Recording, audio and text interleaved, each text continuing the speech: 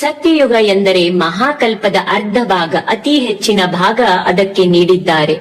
100ರಷ್ಟು ಜನ ದೇವಾಂಶ ಸಂಭೂತರು, ಸತ್ಯವಂತರು, ನಿಷ್ಕಲ್ಮಶ ಗುಣವುಳ್ಳವರು, ಆರೋಗ್ಯವಂತರು, ಇಂದ್ರಿಯ ನಿಗ್ರಹ ಉಳ್ಳವರು, ಕಣ್ಣೀರು ಇರುತ್ತಿರಲಿಲ್ಲ, ನಾಜೂಕು ಜನರು, ಪುಣ್ಯವೇ ಹೆಚ್ಚು ಇರುತ್ತಿತ್ತು.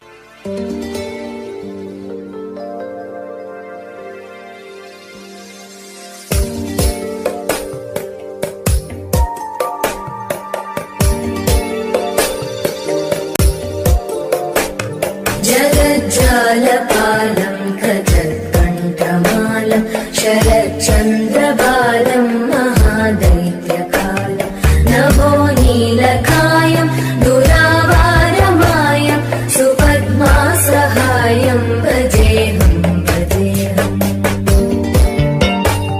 सदाम्बोधिवासं गलत्पुष्पहासं जगत्सन्निवासं शतादित्यभासं चक्रशस्त्रं लसत्पीतवस्त्रं हसच्चारुवक्त्रं भजेऽहं भजेऽहम्. ತ್ರೇತಾಯುಗ ಎಂದರೆ ಕರ್ತವ್ಯ ನಿರ್ವಹಣೆ ಸರಿಯಾಗಿತ್ತು, ಸಹನೆ ಕಳೆದುಕೊಳ್ಳುವುದು ಕಡಿಮೆ, ಸ್ವಾರ್ಥ ಬೆಳೆಯಿತು, ಚಾಡಿ ಮಾತಿಗೆ ಮುನ್ನಣೆ, ಮಕ್ಕಳು ತಂದೆ ತಾಯಿಯ ಸೇವೆ ಶ್ರದ್ಧೆಯಿಂದ ಮಾಡುತ್ತಿದ್ದರು. ವಿವಾಹ ಪದ್ಧತಿ ಜಾರಿಗೆ ಬಂತು, ಏಕಪತ್ನಿತ್ವ ಮರ್ಯಾದೆಯಿಂದ ಬಾಳುವುದು ರೂಢಿಯಲ್ಲಿತ್ತು. ರಾಮ ರಾವಣರ ಯುದ್ಧ ನಡೆಯಿತು.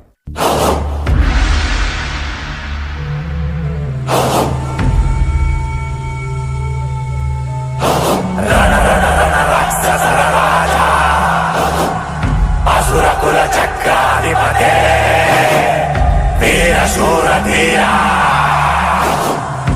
ರಣರಣಲಂಕಾಧಿಪತೆ ರಾವಣ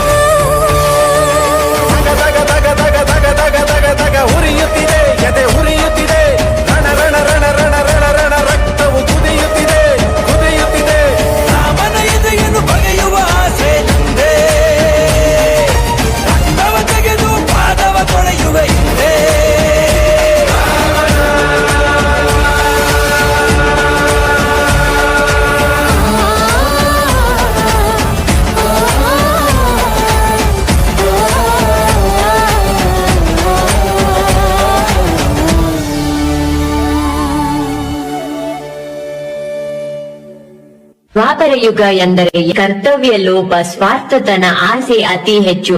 ಅದನ್ನು ತೀರಿಸಿಕೊಳ್ಳಲು ಹೀನಾಯ ಸ್ಥಿತಿಗೆ ಹೋದರು. ಅಧರ್ಮ ಹೆಚ್ಚಾಯಿತು, ಧರ್ಮ ಕಡಿಮೆಯಾಯಿತು.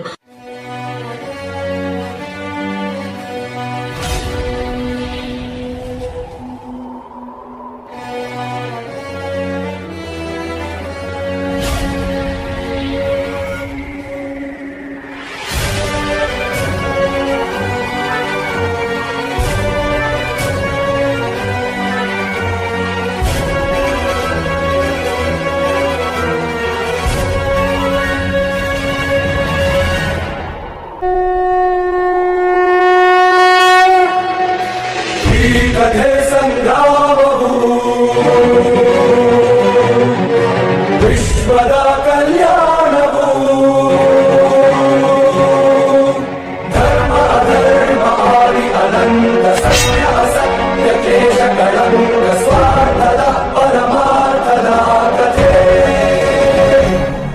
ಶಕ್ತಿದು ಭಕ್ತಿದು ಜನ್ಮಗಳ ಮುಕ್ತಿದು ಜೀವನದ ಸಂಪೂರ್ಣ ಸಾರವಿದು. ಯುಗ ಯುಗದ ಕಣಕಣದಿ ಸೃಷ್ಟಿಯ ದರ್ಪಣದಿ ವೇದಗಳ ಪಾಠ ಪಾರವು. ಧರ್ಮದ ಚರಿತ್ರೆ ಇದು, ದೇವರ ಭಾಷೆ ಇದು, ಕಾಲಗಳ ಇತಿಹಾಸದ ಪ್ರಮಾಣವಿದು. ಕೃಷ್ಣನ ಮಹಿಮೆ ಇದು, ಗೀತೆಯ ಗರಿಮೆ ಇದು, ಗ್ರಂಥಗಳ ಗ್ರಂಥವಿದು ಶ್ರೇಷ್ಠವು.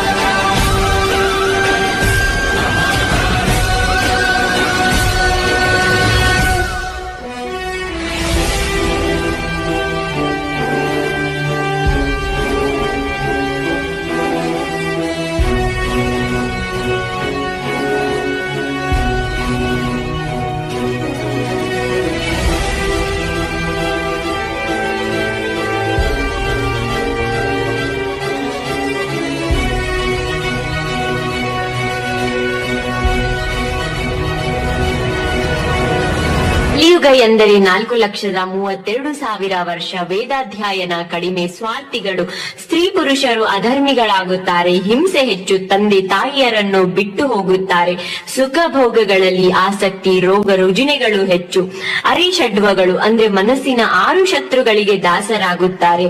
ಅವುಗಳು ಕಾಮ, ಕ್ರೋಧ, ದುರಾಸೆ, ಅಹಂಕಾರ, ಮೋಹ, ಅಸೂಹೆ, ಸೋಮಾರಿತನ. ಪಾಪವೇ ಸಾಲದೆ ಧರ್ಮವೇ ಸೋತಿದೆ ಬಾರೆಯ ಮಾಧವ ಮರೆತೆ ಹೋದೆಯ ಪ್ರಮಾಣವಾ